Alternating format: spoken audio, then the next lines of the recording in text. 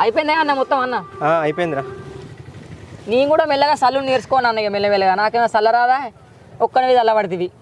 నాకు కూడా నేర్పి అంటే నీకెందుకురా అంటావు. నేను లేనారా తమ్మి, నీకెందుకు బాధ? మొత్తం 3 ఎకరాలనే మొత్తం చల్లడు అయిపోయింది పట్రా అది.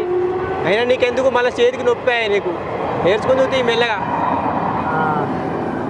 గదేనే అది నా పిల్లం ఇదే నొల్లి పెడుతుంది. నువ్వు పని చేయవు పాటు చేయవు వేసావంటే నీకు నచ్చది పని చేయవని నన్ను నొల్లి పెడుతుంది. నువ్వేం నేర్పమంటే నువ్వు నేర్పవు. అరే తమ్మ, నేను లేనారా, నువ్వేం బాధపడకు.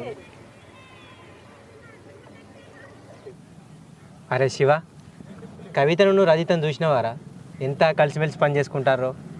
వాళ్ళు తోడుకోవడం అయి ఉండి కూడా సొంత అక్కయ్యల కంటే ఎక్కువ కలిసి పని చేసుకుంటారా. వాళ్ళు ఎప్పటికి గట్టినే ఉంటే మంచిగా ఉంటుందిరా.